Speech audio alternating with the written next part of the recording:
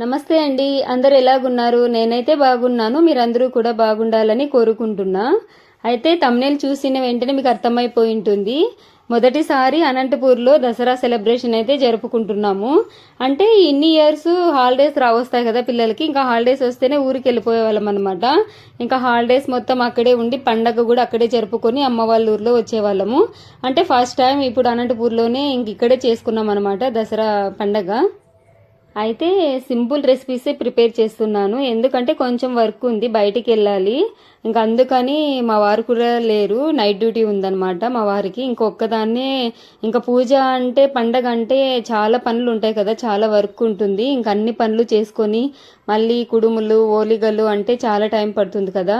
అంటే బయటికి వెళ్ళే వర్క్ లేకోకుండింటే చేసుకునే వాళ్ళము. ఇంకొంచెం బయట వర్క్ ఉంది. ఇంకా అందుకని ప్రసాదం కోసం ఇలా సింపుల్గా పాయసం అయితే ప్రిపేర్ చేశాను. అండ్ సింపుల్ రెసిపీసే ప్రిపేర్ చేసేసుకున్నా.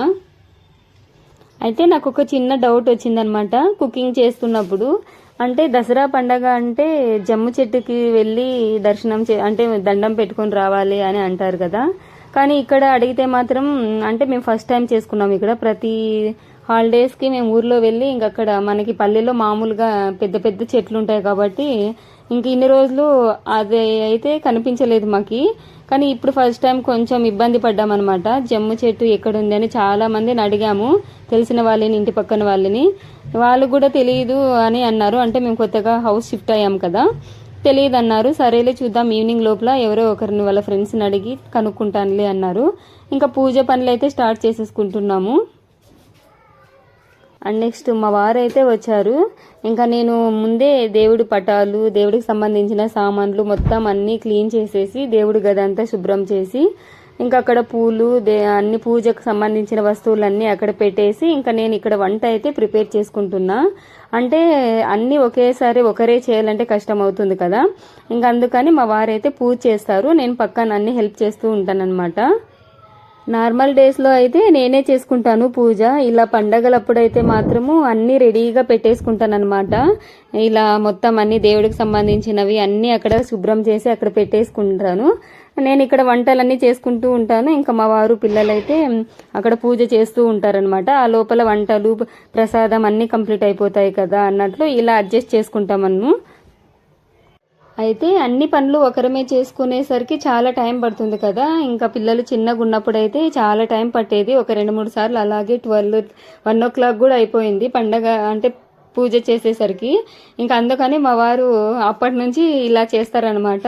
నేను అన్నీ రెడీగా పెట్టేసుకుంటాను, ఇంకా వాళ్ళు డెకరేషన్ చేస్తుంటారు పూజ గది దగ్గర. ఆ లోపల నేను వంట పనులన్నీ ప్రిపేర్ చేసుకొని అన్ని హాల్లో రెడీగా పెట్టేస్తానమాట. ఇంకా చూడండి మా వారు పిల్లలు చేస్తారు. అయితే నేను చాలా వీడియోస్లో చెప్పాను, మా పిల్లలకి పూజ అంటే చాలా ఇష్టము. దేవుడు అంటే టెంపుల్స్ కానీ ఇలా పూజ చేయడం అంటే చాలా ఇష్టము. అంటే చిన్నప్పటి నుంచి ఇలా అలవాటు చేశామన్నమాట. ఏ పూజ అయినా ఏ పండగ అయినా వాళ్ళ ముందర కూర్చోబెట్టి వాళ్ళతోనే చేపిస్తామన్నమాట. అంటే చిన్నప్పటి నుంచి ఇలాగే చేశాము, అందుకే వాళ్ళకి కొంచెం ఐడియా ఉంది. ఇంకా వాళ్ళతోనే చేపిస్తున్నారు మా వారు పక్కన ఉండి.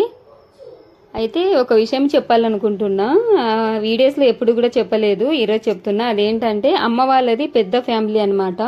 అంటే నాన్న వాళ్ళు 3 అన్నదమ్ములు అండ్ కంబైన్డ్ కలిసే ఉన్నారు, చాలా ఇయర్స్ కలిసే ఉన్నారు. ఇంకా అమ్మ వాళ్ళే చేసేవాళ్ళు అనమాట. ఏ పండగ అయినా ఫంక్షన్ అయినా చిన్న అకేషన్స్ ఏవైనా సరే మేమేదో లేవడము అలా ఉండడము, కాలేజీకి వెళ్ళడం రావడము, అసలు టీ పెట్టడం రాదు. పూజ అంటేనే ఏమో కూడా తెలియదు, ఇక్కడికి లాస్ట్లో వెళ్ళడము దండం పెట్టుకొని రావడం అన్నట్టు ఉండేదాన్ని. ఒక్కరోజు కూడా దీపం కూడా పెట్టలేదు ఇంట్లో. అలా పెరిగిన దాన్ని అసలు పెళ్ళైన తర్వాత ఎంత చేంజ్ అయిందంటే అసలు మా అమ్మ వాళ్ళే అంటుంటారు, ఇన్ని పనులు నువ్వు ఒక్కదానివి ఎలా చేసుకుంటున్నావు, అసలు దీపం కూడా పెట్టేదానివి కాదు కదా ఇంట్లో అని ఇప్పటికీ అంటుంటారు. అంతే కదండి, పెళ్ళికి ముందు ఎలా ఉన్నా పెళ్ళైన తర్వాత మనం చేంజ్ కావాలి, అన్ని బరువు బాధ్యతలు తీసుకోవాలి. అంటే ఇంటిని చూసి ఇల్లాలిని చూడు అని ఊరికి అనలేదు కదా పెద్దలు. మనం ఎలా ఉన్నాము, మనం ఉండేదాన్ని బట్టి మన ఇల్లు కూడా ముందుకి హ్యాపీగా సాగిపోతూ ఉంటుంది. నేనైతే అలా నమ్ముతాను, మీరేమంటారు? ఇదేనండి నా చిన్ని ప్రపంచం. ఈ ప్రపంచం ఇలాగే హ్యాపీగా సాగిపోతూ ఉండాలని దేవుడికైతే మనస్ఫూర్తిగా దండం పెట్టుకున్నాను. అండ్ నెక్స్ట్ ఇక్కడ పూజ అయితే కంప్లీట్ అయిపోయింది. ఇక్కడ చూడండి మా పిల్లలు ఈ చిన్నప్పుడు మేము కూడా ఇలాగే చేసేవాళ్ళమంట, మా అమ్మ వాళ్ళు చెప్తుంటారు. అవి ఎన్ని తాగుతుంటాం బయటకు వెళ్ళినప్పుడల్లా, కానీ వీళ్ళకి టెంకాయ కొట్టినప్పుడు అక్కడ వచ్చే నీళ్లు మాత్రము దానికోసం ఎప్పుడు గొడవ పడుతూ ఉంటారు. అండ్ నెక్స్ట్ ఇక్కడైతే మా పిల్లలు వాళ్ళ నాన్నకైతే దండం పెట్టుకుంటున్నారు. అంటే ఊరికి వెళ్ళినప్పుడు వాళ్ళ నాన్నమ్మకి అమ్మమ్మలకి అలా దండం పెట్టుకునేవాళ్ళు కదా దసరా పండుగ రోజు. ఇంక ఇక్కడ పెద్దవాళ్ళు లేరు కాబట్టి వాళ్ళ డాడీకి అయితే ఇలా దండం పెట్టుకున్నారు. ఇంకా మా పూజ అయితే కంప్లీట్ అయిపోయింది. ఇంకా మా భుజితలకైతే చాలా ఆకలేసింది. అంటే చాలా టైం పట్టింది కదా పూజ అయ్యేసరికి, అటు ఇటు తిరుగుతూ ఉంది. ఇంకా ఫస్ట్ తనే పెట్టేసుకుంది. ఇంకా మా బాబు అయితే మమ్మీ నువ్వు వైట్ రైస్ పెట్టు నేను ఇది పెడతానని వాళ్ళే షేర్ చేస్తున్నారు. ఇంకా పండగ అంటే ఇంతే కదండి, ఏం చేసుకున్నాము అనేది కాదు, అందరము కూర్చొని ఇలా హ్యాపీగా కబుర్లు చెప్పుకుంటూ తింటే అదే పండగ అని నేను అనుకుంటాను. అంటే మా వారు టైంకి ఉండరు ఇంట్లో, పిల్లలేమో మార్నింగ్ వెళ్ళిపోతారు, మా వారు ఎప్పుడో వస్తారు. ఒక్కొక్కరు ఒక్కో టైంలో తింటామన్నమాట. లంచ్ కానీ డిన్నర్ కానీ టిఫిన్ కానీ అసలు అందరము కూర్చొని తినేదే చాలా తక్కువ అని చెప్పొచ్చు. యాక్చువల్గా పూజ అయితే ఉపవాసంతో చేయాలి కదా, అందరూ అలా చేస్తారో లేదో తెలియదు. మేమైతే ఏ పండగ అయినా సరే నేను మా వారు ఉపవాసంతోనే చేస్తాము. అండ్ పిల్లలు ఉండలేరు కాబట్టి వాళ్ళకు పాలు అయితే ఇచ్చేసాను. ఇంకా పాలు తాగినా సరే భుజితలకు అక్కడికి ఆకలేసిందనమాట. ఇంకా లెమన్ రైస్ కావాలి మమ్మీ అని అడిగింది. ఇంకా సరేలే అని ఫాస్ట్గా 5 minutesలో లెమన్ రైస్, ఆలు కర్రీ, పాయసం, వైట్ రైస్ ఇలా సింపుల్గా ప్రిపేర్ చేశాను అనమాట. ఇంకా ఇది టిఫిన్ అనొచ్చో లంచ్ అనొచ్చో తెలియదు కానీ మేమైతే ఇంకా తినేస్తున్నాము. మార్నింగ్ నుంచి పనులన్నీ చేసి అలసిపోయాము, అందుకని కొంతసేపు అలా పడుకొనేసి ఈవినింగ్ 5 o'clock అలా టెంపుల్కి అయితే వెళ్దామని అనుకున్నాము. చూద్దాం టెంపుల్స్లో కంపల్సరీగా ఉంటుంది కదా జమ్ము చెట్టు అని అనుకొని అలా వెళ్ళాము. సరేలే ఒక గుడిలో లేకున్నా ఇంకొక గుడిలో అయినా ఉంటుంది కదా అన్నట్టు కొంచెం అర్లీగా బయలుదేరి వెళ్ళాము. ఇంకా వెళ్తే ఫస్ట్ వెంకటేశ్వర స్వామి గుడికి అయితే వెళ్ళాము. అక్కడ మేము వెళ్ళేసరికి జమ్ము చెట్టుకి పూజ చేస్తున్నారనమాట. చాలా హ్యాపీగా అనిపించింది. కరెక్ట్ టైంకి హారతి ఇచ్చే టైంకి వెళ్ళామన్నమాట మేము. అంటే మనం ఏదైనా గట్టిగా అనుకుంటే అది కంపల్సరీగా జరుగుతుంది అని నేనైతే నమ్ముకుంటాను. మార్నింగ్ నుంచి అనుకుంటూనే ఉన్నాను ఎక్కడైనా సరే వెళ్ళాలి, కంపల్సరీ వెళ్ళాలి అని.